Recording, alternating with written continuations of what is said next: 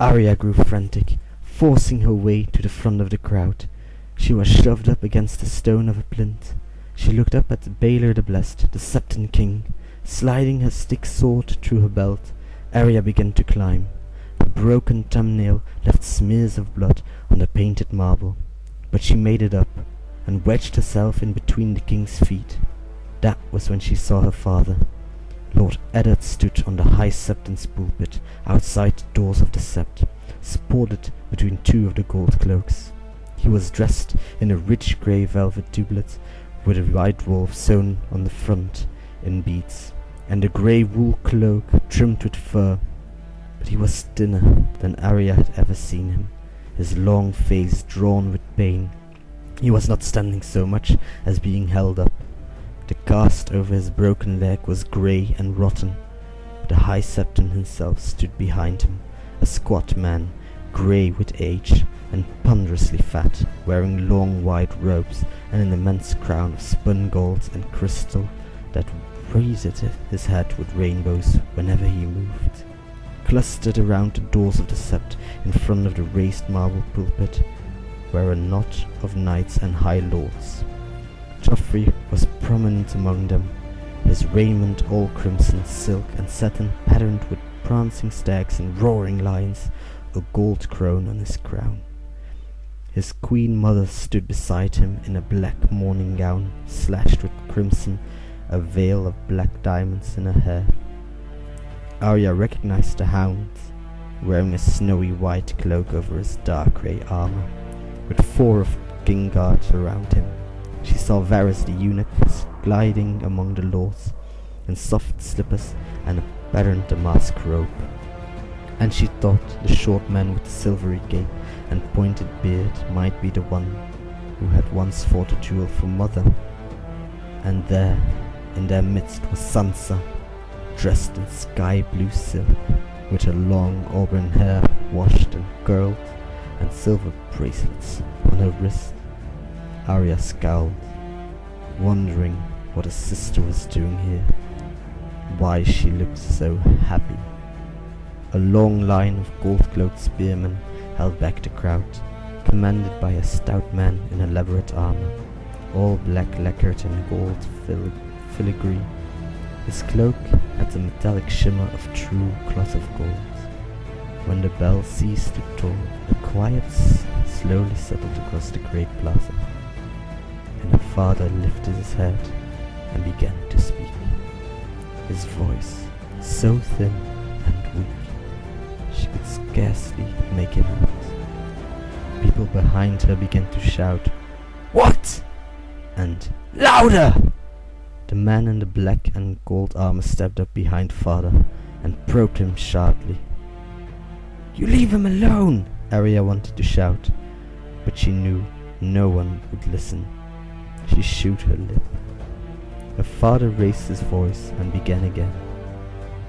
"I am Eddard Stark, Lord of Winterfell and Hand of the King," he said more loudly, his voice carrying across the plaza. "And I come before you to confess my treason in the sight of gods and men." "No," Arya whimpered.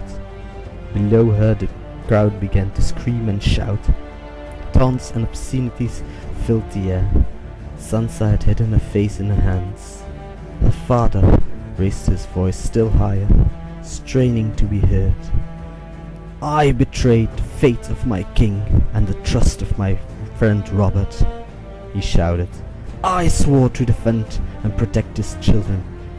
Yet before his blood was cold, I plotted to dispose and murder his son and seize the throne for myself. Let the High Septon and Baelor the Beloved and the Seven bear witness to the truth of what I'm saying. Joffrey Baratheon is the one true heir of the Iron Throne, and by the grace of all the gods, Lord of the Seven Kingdoms and Protector of the realm." A stone came sailing out of the crowd. Arya cried out as she saw her father hit. The gold clothes kept him from falling. Blood ran down his face from a deep gash across his forehead. More stones followed. One struck the guard to the father's left. Another went clanging off the breastplate of the knight in the black and gold armor. Two of the king's guards stepped in front of Joffrey and the queen, protecting them with their shields. Her hand slid beneath her cloak and found Needle in his sheath. She tightened her fingers around the grip, squeezing as hard as she had ever squeezed anything. "Please, God, keep him safe," she prayed. "Don't let him hurt my father." The High Septon knelt before Joffrey and his mother. "As we sin, so do we suffer," he intoned in a deep swelling voice much louder than father's. "This man has confessed his crimes in the sight of gods and man here in this holy place." Rainbows danced around his head as he lifted his hand in entry.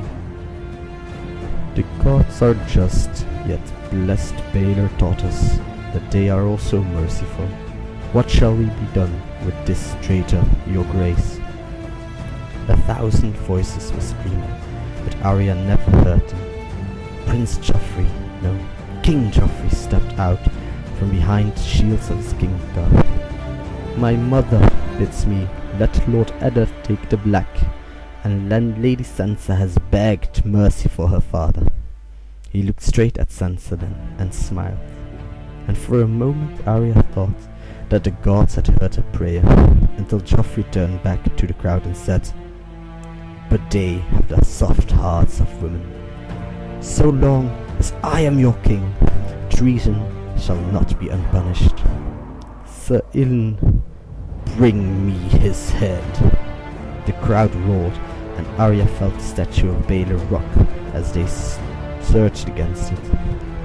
The High Septon clutched at the king's cape, and Varys came rushing over, waving his arms, and even the queen was saying something to him, but Joffrey shook his head. Lords and knights moved aside as he stepped through.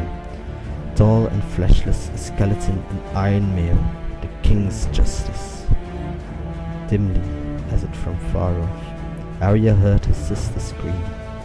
Sansa had fallen to her knees, sobbing hysterically. Sir Ilyn Payne climbed the steps of the pulpit. Arya wrinkled between Baelor's feet and threw herself into the crowd, drawing Needle. She landed on a man in a butcher apron, knocking him to the ground. Immediately someone slammed into her back and she almost went down herself. Bodies closed in around her, stumbling and pushing, trampling on the poor butcher. Arya slashed at them with Needle. High atop the pulpit, Sir Ilyn Payne gestured, and the knight in black and gold gave a command. The gold cloaks flung Lord Eddard to the marble with his head and chest out over the edge. "Hear you!" an angry voice shouted at Arya, but she bowed past, shoving people aside, squirming between them, slamming into anyone in her way. A hand fumbled at her leg and she hacked at it, kicked at the shins. A woman stumbled and Arya ran up her back, cutting to both sides, but it was no good, no good. There were too many people. No sooner did she make a hole than it closed again. Someone buffeted her aside. She could still hear Sansa scream.